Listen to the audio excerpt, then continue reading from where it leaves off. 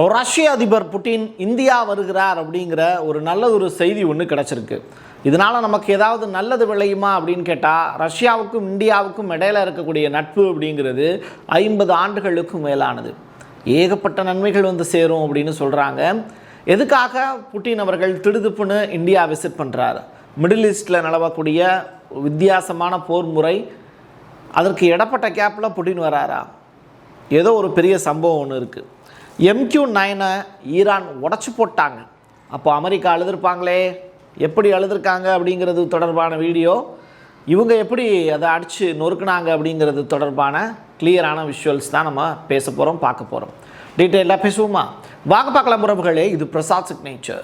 எட்டி பிடிக்க எத்தனையோ உயரங்கள் இருக்கலாம், இது ஒரு தனி மனிதனின் சமுதாய சமத்துவ கனவு. எனக்கு கிடைச்சது எல்லாருக்கும் கிடைக்கணும். அனுபவ அறிவு பகிரப்படும் நாள் ஏப்ரல் மாதம் 19ஆம் தேதி ஞாயிறு காலை 9 மணி முதல் 12 மணி வரை. Cinematography plus news reading training இன் மாதவரம், சென்னை. அடுத்து என்ன படிக்கலாம்? கனவு மெய்ப்பட. ரிஜிஸ்டர் நாவ் 94493594. உங்களுடைய தொழில் சம்பந்தமான விளம்பரங்களை நமது சேனலில் ஒளிபரப்ப உங்களுக்கான அருமையான வாய்ப்பு. பிரிக்ஸ் இந்த கூட்டமைப்பை பார்த்து அமெரிக்கா அலறிக்கிட்டு இருக்கு. டீடாலரைசேஷன் அப்படிங்கிற வார்த்தையை அதிகமான அளவில் உச்சரித்தது இல்லை மற்றவங்களை உச்சரிக்க வச்சது யாருன்னு கேட்டால் இந்த பிரிக்ஸ் அப்படிங்கிற இந்த கூட்டமைப்பு தான்.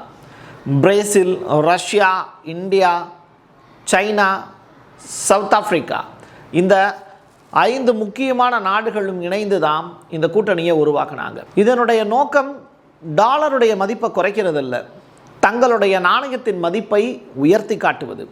ஆனால் இது அமெரிக்கா தவறாக புரிஞ்சுக்கிட்டாங்க. தன்னை நோக்கி யாராவது பெருசாக வளர்ந்துருவாங்க, நமக்கும் மேலே வளர்ந்துருவாங்க அப்படிங்கிற பயம் அமெரிக்காவுக்கு இருக்குது. உலகத்திலேயே 9 நாடுகள்கிட்ட மட்டும்தான் அணு ஆயுதங்கள் இருக்குது. ஆனால் மீதி இருக்கக்கூடிய மற்ற நாடுகள் எதுவுமே அணு ஆயுதங்கள் வச்சுக்க கூடாதுன்னு சொல்கிறாங்கல்ல, அதுதான் ஏகாதிபத்தியம். சரியா?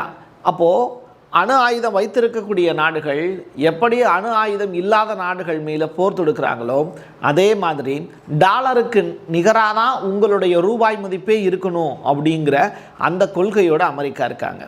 இப்போது புட்டின் அவர்கள், நீங்கள் பண்டமாற்று முறையில் எங்ககிட்ட ட்ரேடிங் பண்ணிக்கலாம் அப்படின்னு சொல்லியிருக்காங்க.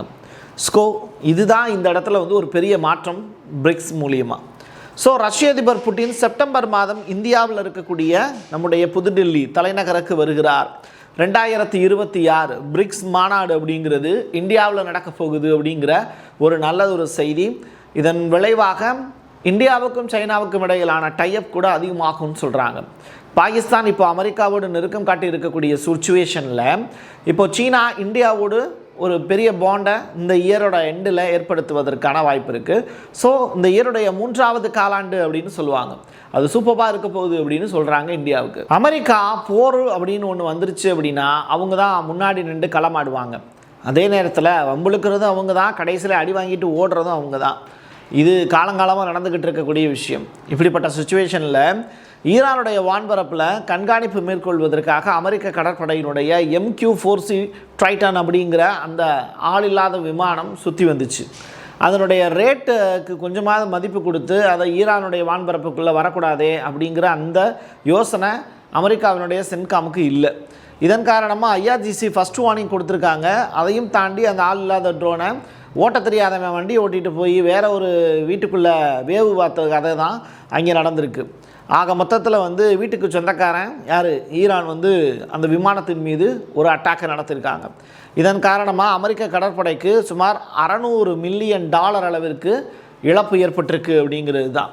அவங்க தான் சும்மாவே ஷோல்டரில் மிசைலை வச்சு அட்டாக் பண்ணிக்கிட்டு இருக்காங்க. இப்படிப்பட்ட சுச்சுவேஷனில் அமெரிக்கா இந்த போரில் இழந்ததெல்லாம் ஏகப்பட்டது. ஆனால் அதை பூரா வந்து வளைகுடா நாடுகள் பக்கம் திருப்பி விட்டாங்க அமெரிக்கா. இஸ்ரேலுடைய வெளியுறவுத்துறை அமைச்சர் ஒரு முக்கியமான வேண்டுகோளை இந்தியாவுக்கு விடுத்திருக்காரு. இது என்னன்னு புரியுதா? ஹமாஸ் அமைப்பை ஒரு கெட்ட வார்த்தை சொல்லி அழைக்கிறாங்க. இதற்கு இந்த கெட்ட வார்த்தைக்கு தகுதியுடையதா ஹமாஸ் அப்படின்னு கேட்டால், அவங்க தொடர்ச்சியாக ஒரு தன்னுடைய நாட்டினுடைய சுதந்திரத்துக்காகவும் எங்களை வந்து வேட்டையாடுறாங்க, அதை தடுத்து நிறுத்தணும் அப்படிங்கிற வேட்கையோடு தான் போராட்டத்தில் ஈடுபடுறாங்க. அப்படிப்பட்டவங்களை பார்த்து இந்த மாதிரியான கெட்ட வார்த்தைகளை பயன்படுத்துவது எப்படி ஏற்புடையது? இதை இந்தியாவும் அதே கெட்ட வார்த்தையை பயன்படுத்த போகுதா அப்படிங்கிற அந்த கொஸ்டின் மார்க் இருக்குது. பார்ப்போம் இந்தியா சைட்லேருந்து இந்தியாவினுடைய வெளியுறவுத்துறை என்ன முடிவெடுக்க போகிறாங்க அப்படின்னு. பட் இஸ்ரேலுடைய ஒரு நல்ல டைஅப்பு இந்தியா இருக்குது அப்படிங்கிறதையும் நீங்கள் புரிஞ்சுக்கணும். இப்போ அமெரிக்கா போர் நிறுத்தத்துக்கு சம்மதம் தெரிவிச்சிருக்காங்க. லெபனானில் 10 நாள் போர் நிறுத்தம் அப்படிங்கிறது ரிலேட்டடான விஷயங்கள்லாம் நீங்கள் பார்த்துட்டு இருப்பீங்க. ஈரானோடையும் அவங்க இதுக்கு மேலே போர் பண்ணுறது நம்ம தோத்துட்டோம், மறுபடியும் போனோம் அப்படின்னா அசிங்கமாயிடும் அப்படிங்கிறதையும் புரிஞ்சுக்கிட்டாங்க. ஆனால் இதுக்கெல்லாம் காரணம் யாருன்னா நாங்கள் தான் அப்படின்னு ஹவுதிகள் இப்போ சொல்கிறாங்க. ஹவுதிகளுடைய தலைவர் இப்போ சொல்லியிருக்கக்கூடிய விஷயம், ஈரான் இஸ்லாமிய குடியரசை இலக்காக கொண்டு தங்களுடைய நோக்கங்களை அடைவதில் ஏற்பட்ட ஒரு எப்படி சொல்கிறது, அமெரிக்காவுக்கு ஒரு பெரும் தோல்வி அப்படின்னு சொல்கிறாங்க. எதிரிகள் போர் நிறுத்தத்துக்காக நிர்பந்திக்கப்பட்டாங்க. ஆமாம், நிச்சயமாக அதுதான் நடந்தது அப்படிங்கிற ஸ்டேட்மெண்ட்டு. ஸோ ஹவுதிகளுடைய சைடில் இருந்து அமெரிக்காவே தோற்று போச்சு அப்படிங்கிற ஸ்டேட்மெண்ட்டை இப்போ அவங்க மையப்படுத்தி பேசியிருக்காங்க. இப்போ இந்த போரில் யார் வெற்றி பெற்றா? ஈரான் தான் வெற்றி பெற்றாங்க அப்படிங்கிறது இவங்க சொல்லக்கூடிய வார்த்தைகள். சவுதி அரேபியா ஆப்பிரிக்காவில் இருக்கக்கூடிய சில நாடுகளோடு நெருங்கிய உறவில் இருக்காங்க. அதுவும் ஆப்பிரிக்காவிலே நிறையா இஸ்லாமிய நாடுகள் இருக்காங்க. அந்த வகையில் பர்கினோ பாசோவினுடைய குடியரசுத் தலைவர் இப்ராஹிம் ட்ரூரே அவரோட நல்ல டைஅப் வந்து சவுதி அரேபியாவுக்கு இருக்குது. ஈவன் பொண்ணு கொடுக்குற அளவுக்கு நல்ல ஃப்ரெண்ட்ஷிப் இருந்தாங்க. ஆனால் ஒரு கருப்பினத்தவளைத்தான் நான் திருமணம் செய்து கொள்வேன் அப்படின்னு ட்ரூரே அவர்கள் பிடிவாதமாக இருந்தார். இதெல்லாம் கடந்த கால வரலாறு. இப்போது இதே ஆப்பிரிக்க கண்ட்ரியில் ஒன் ஆஃப் த மெம்பராக இருக்கக்கூடிய இந்த பர்கினோ பாசோவில் 200 மசூதிகள் நான் கட்டித்தர்றேன், அதை நீங்கள் வந்து மெயின்டைன் பண்ணுங்கள் அப்படின்னு சவுதி அரேபியா ஒரு ரெக்வஸ்ட் ஒன்று கொடுத்துருக்காங்க. அதை அப்படியே வந்து வேண்டாம் அப்படின்னு சொல்லிட்டு, எங்களுக்கு மசூதிகள் வந்து பார்த்திங்கன்னா தொழுகை நடத்துறதுக்கு ஏகப்பட்ட இடங்கள் இருக்குது, நாங்கள் திசைகளையே தொழுது கொள்வோம், எங்களுக்கு பிரச்சனை இல்லை, ஆனால் எங்களுக்கு படிக்கிறதுக்கு பள்ளிக்கூடங்கள் இல்லை, நல்ல மருத்துவ வசதிகள் இல்லை, எங்களுக்கு பள்ளிக்கூடங்கள் கட்டி கொடுங்க, பாடப்புத்தகங்கள் கொடுங்க, மருத்துவமனைகளில் நல்லா படித்து வரக்கூடிய டாக்டர்ஸோ நிறையா பேரை உருவாக்குறதுக்கான வாய்ப்புகளை கொடுங்க, அவங்க பணியாற்றுவதற்கான ஹாஸ்பிட்டலை உருவாக்கி கொடுங்க, இப்படின்னு ஏகப்பட்ட ரெக்வஸ்ட்டை கொடுத்துருக்காங்க.